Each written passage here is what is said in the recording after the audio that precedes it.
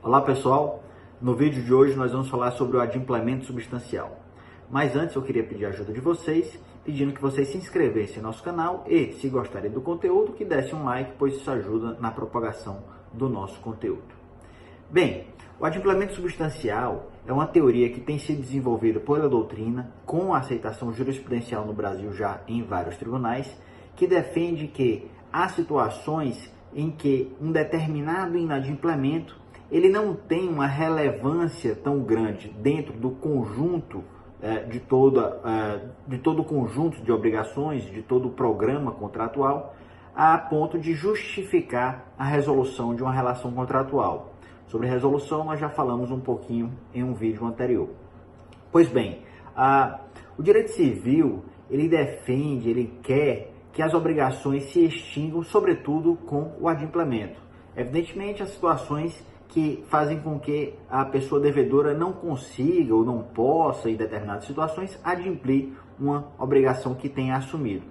Isso faz com que nós nos deparemos com uma situação de mora ou, eventualmente, de inadimplemento, e esse também já foi um objeto de um outro vídeo. Eu faço remissão a esse vídeo e também aquele outro mencionado. O que é que acontece?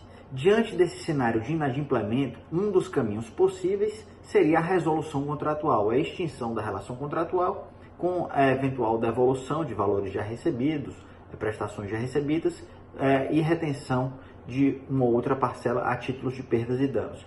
Então, imaginemos a seguinte situação.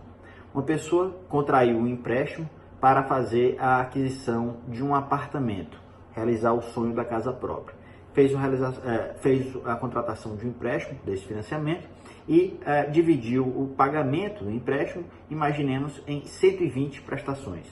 Esta pessoa pagou em dia, pagou de forma absolutamente pontual, 100 prestações.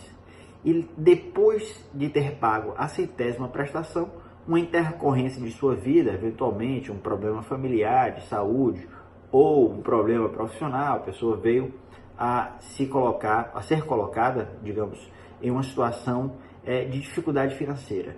Isso fez com que ela não conseguisse honrar as parcelas daí decorrentes, as parcelas que viriam após a 100ª. Ela conseguiu pagar uma, duas, mas sempre em atraso, e depois de algumas já não conseguiu mais.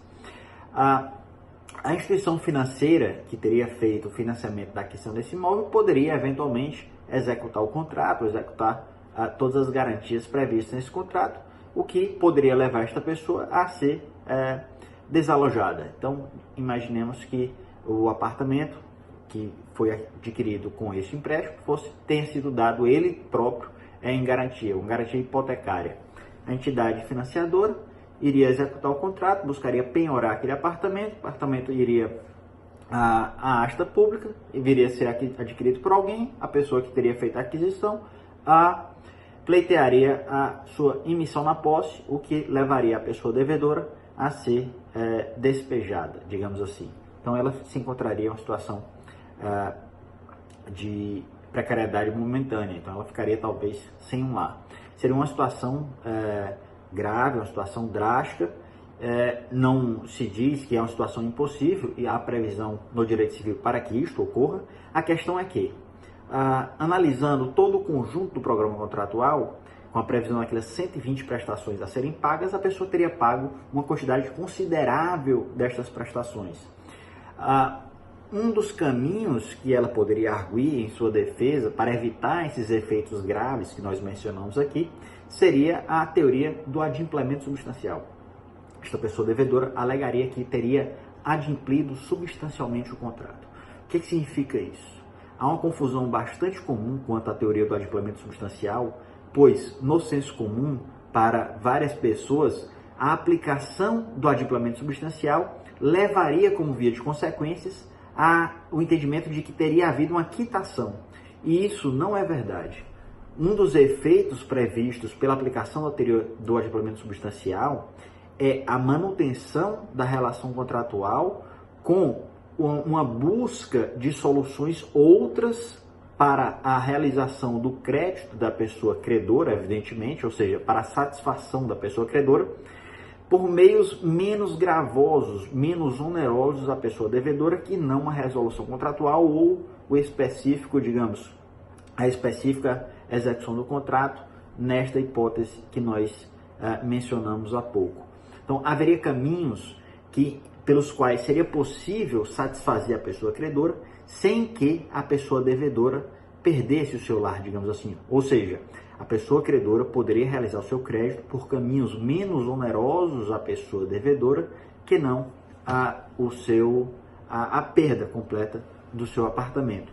Por exemplo, caberia uma execução em que se buscaria penhorar não um apartamento, mas vamos imaginar um veículo ou uma novação, uma transação, enfim, o que quer que fosse. O que é importante nesse ponto? O efeito da aplicação da teoria do adimplemento substancial não é o reconhecimento da quitação pela pessoa devedora. Não se diz que a pessoa devedora não deverá pagar nada mais. Isso não é verdade. Pela aplicação da teoria do adimplemento substancial, a pessoa devedora continuará tendo que pagar o que resta. A questão é que o contrato não será resolvido.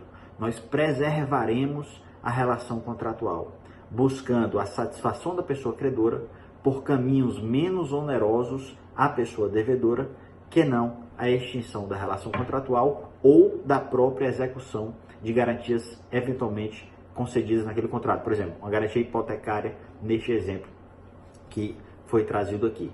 Uma dificuldade que há na teoria da aplicação, na aplicação da teoria do adimplemento substancial, que é mencionado de forma bastante interessante pelo professor Anderson Schreiber, ele tem um artigo sobre isso, chamado A Tríplice Transformação do Adimplemento, fica a recomendação de leitura.